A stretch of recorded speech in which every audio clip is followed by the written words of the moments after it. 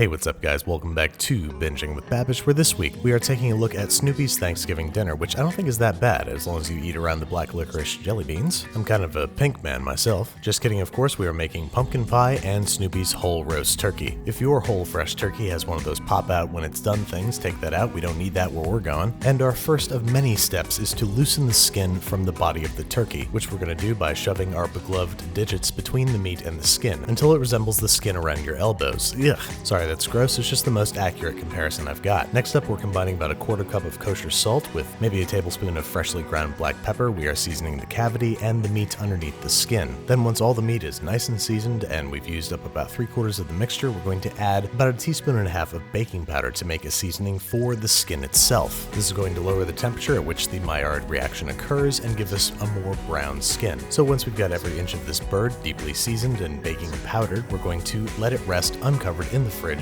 for 24 hours, which I dare say is plenty of time to get to work on our pumpkin pie. For this, we are going to need 1 sugar pie pumpkin. I'm using 2 because I need extra puree because I'm making pumpkin pie for my family for Thanksgiving, but if you're just making 1 pie, you just need 1 pumpkin sliced in half and removed of its seeds and guts. Then we're placing these cut side down on a parchment-lined baking sheet and roasting at 325 degrees Fahrenheit for 1 hour, which I dare say is plenty of time to make our pie crust. Into the bowl of a food processor goes 6 1/4 ounces of all-purpose flour, 10 tablespoons of very cold, chilled, unsalted butter that we're going to pulse together until it resembles something between tiny pebbles and wet sand. We want little tiny chunks of butter that can be just barely distinguished by the human eye. We're then pouring this mixture into a medium bowl, adding the 1/2 teaspoon of salt and 1 tablespoon of sugar that we should have added in the food processor, mixing those together, and then sprinkling some ice water over top. I'm starting with 3.5 tablespoons. That gives me about 1/2 tablespoon of leeway if the dough is too dry. So we're gently folding that together, trying to mix as little as possible. Turning out onto our work surface, we're just trying to make sure that all of the flour is hydrated. Once it forms a cohesive mass, we are wrapping in plastic wrap and refrigerating for at least 30 minutes, which I dare say is plenty of time to make our pie filling. I'm sorry, I promise that's the last time I'll say that. Our pumpkins are out of the oven, and we know that they're done because a paring knife can pass through them without resistance. So we want to peel the skins off these pumpkins and allow them to let off a little steam, like a coworker at an open bar Christmas party. But while it's still warm, I want to put about 2 cups into the bowl of a food processor. This is going to help it combine more easily with 1 cup of packed brown sugar, and optionally a tablespoon or 2 of maple syrup. We are processing that together for 60 to 90 seconds until very smooth, and then we're going to start adding some spices. I'm going with 2 teaspoons of cinnamon, 2 teaspoons of ground ginger, 1/4 teaspoon each of allspice and ground cloves, and a generous grating of freshly grated nutmeg. This is the one that makes all the difference, trust me. Plus we're adding 1/2 cup of milk and 3/4 cup of heavy cream. And now that we've got some nice cold stuff in there, we can add our eggs without cooking them. 4 eggs in total, and then we are processing everyone together for an additional minute until smooth and creamy. Then get that out of the way because it's time to lightly flour our work surface, hands, and rolling pin, and prepare our freshly refrigerated dough for its enwidening. Yes, I know that is very far from an actual word. Regardless, we are rolling this guy out to about 2 inches wider than our pie pan. Then we're going to use our rolling pin to roll the dough up and then unfurl into said awaiting pie pan, and you might notice that mine looks pretty bad. And at this point you need to make a decision. What's more important to you, light, flaky, crispy layers or perfectly fluted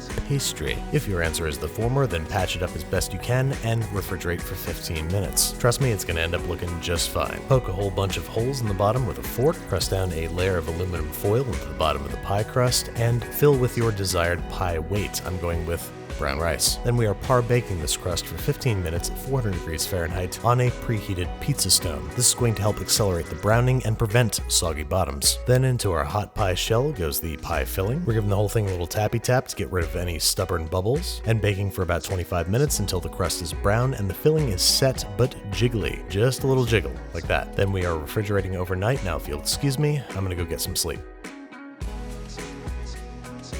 You can tell it's the next day because my shirt is ever so slightly different, and we are cutting up some bread for our stuffing because today is Turkey Day. And into a 225 degree Fahrenheit oven goes about 3/4 of a loaf of white sandwich bread, cut into 1/2 inch pieces, tossed occasionally, and baked for 1 hour until completely dry. Then here we have the base elements of stuffing. Don't worry, I'll go over this on the stovetop. Into a high-walled saute pan goes about 3 tablespoons of unsalted butter that we're going to get all nice and melty and foamy, before adding 1 medium finely chopped Spanish onion. chicken. We're just going to saute this for a few minutes or until soft and translucent. Then we're going to add 2 ribs of finely chopped celery very slowly for dramatic effect, I guess. Saute for an additional minute just to introduce some heat to the celery, and then we're going to start adding some chopped herbs, 1 tablespoon of freshly chopped sage, and 1 teaspoon each chopped thyme and rosemary, all of which we're going to saute for another 2 to 3 minutes to let those flavors, I don't know, get to know each other. Then we've got our cooled off bread cubes in a large bowl, to which we're going to add about a tablespoon of finely chopped parsley and our onion celery herb mixture, along with about 2/3 of a cup of fresh turkey stock. If you want to see how to make turkey stock, go check out the Moist Maker sandwich video in the upper right hand corner right now. We're tossing everything together, seasoning with kosher salt and freshly ground pepper to taste, and we want to reach this consistency where everything is sticking together but there are still individual cubes of bread. That's looking perfect, so here comes our air-chilled turkey, the inside of which we are going to line with a couple layers of cheesecloth. I know that sounds weird, but this is going to make it really easy to get all the stuffing out of the bird, which we're going to want to do because by the time the stuffing is properly cooked, the bird will be overcooked. So we're shoving as much stuffing as will fit in our bird's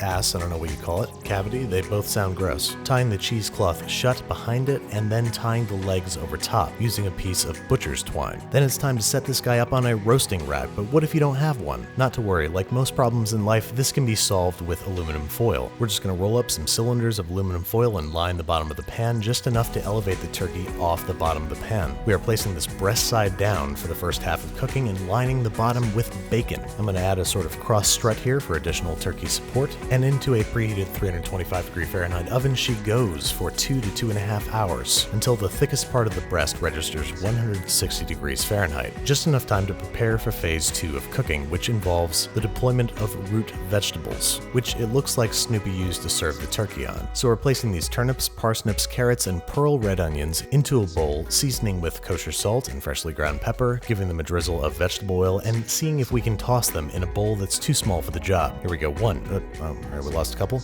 Alright, 1, 2. Okay, we lost a carrot, no biggie. Eventually you get these evenly coated, and the turkey will emerge from its slumber once it's reached 130° Fahrenheit. And look at that, bacon curved into a perfect smile for your congee breakfast bowl from Mulan. Once we have removed our bacon blanket, it's time to make a new bed for our beast. Into a rimmed baking sheet go our root vegetables topped with a wire rack, and on top of that goes our turkey, this time breast side up, because it's time to both quickly roast our vegetables and brown this sucker. First we have to remove our stuffing from the situation, so cut open the legs and really disgustingly retrieve our poultry parcel, which we're going to set aside because now it's time to give our bird a butter bath. In clarified butter to be precise. Clarified butter doesn't burn at the same temperature as regular butter, it's easy to make, and it's going to give us a really deeply brown skin. So once you've brushed every square inch of this guy, it's going into an increased 425° Fahrenheit oven for about 45 minutes, during which time we can finish preparing our stuffing. We're going to combine the cavity stuffing, which we're going to combine with the rest of the refrigerated stuffing, which should cool it down enough to add 1 egg beaten into a 1/4 cup of turkey stock. This is just going to help bind everything together and get everybody to the right final consistency. We're just giving that a cursory mix before dumping into a generously buttered casserole, in which we're going to spread the stuffing evenly, cover, and set aside until the turkey comes out the oven. Here's the time that you can finalize any cranberry sauce or gravies, because once that turkey hits 160 degrees in the thickest part of the breast, it is time to take it out and admire its shatteringly crisp skin. We're taking our turkey tom off the rack so we can retrieve any accumulated juices in the pan for gravy enhancement. We are then letting our turkey rest for 30 minutes at room temperature uncovered. I know I've said to cover turkeys in the past with aluminum foil, do not do it or you're going to ruin this beautifully crisp skin. We're then giving our vegetables a little toss and returning them to the oven along with the stuffing for about 20 minutes until both are fully cooked. Last up, I need to make whipped cream for the pumpkin pie. I can't find my hand mixer, so I'm left with only one choice, which is to mix by hand. Today was buys and tries day at the gym, so needless to say this was a challenge. I can really only recommend it in the most desperate of circumstances like these. Once you've got some nice stiff peaks going, it's time to plate up. After a short break, of course. Oh my god, I've never felt more my age. A little taste to make sure that we've added enough sugar. You can add vanilla if you like. And then onto a large serving platter go our roasted root vegetables, on top of which, just for that sort of Norman Rockwell effect, we're going to place our whole turkey. I can't really recommend this, it's way more difficult to carve, but I get it, it's traditional, and we're serving that up with our gravy, stuffing, cranberry sauce, and pumpkin pie. I know Snoopy didn't serve all this stuff, but what the hell is turkey without gravy? We're topping our pie with a healthy layer of whipped cream, and there you have it. I gotta say, it looks a hell of a lot better than jelly beans, toast, and pretzel sticks. And while a whole turkey certainly looks good, it's very hard to carve at the table, so I would enthusiastically recommend carving it beforehand. First, we gotta take off the drumsticks, and then we gotta remove the wishbone, not only because it's going to make it easier to remove the breasts, but because we get to make a wish. Whoever gets the longer side gets to... oh, if it breaks in the middle, what happens? Some kind of wish stalemate. Anyway, we are cutting down the side of the breastbone, and then cutting underneath the breast to remove it for easy slicing. Try to keep the skin as intact as possible, it's gonna make for a better presentation. Slice to your desired specifications, plate up, and then dark meat is where it gets kinda tricky. I kinda like to just remove the whole thigh and shred the meat. And there you have it, way easier to carve up beforehand, and I think that makes just as handsome a presentation. And legally, after having turkey, you have to have some pumpkin pie. If you are allergic to or afraid of pumpkins, apple is an acceptable substitute. Now I gotta say, this is the best pumpkin pie I've ever had. It's light and smooth and creamy, but that being said, I gotta save room. I mean, it's not even actually Thanksgiving yet.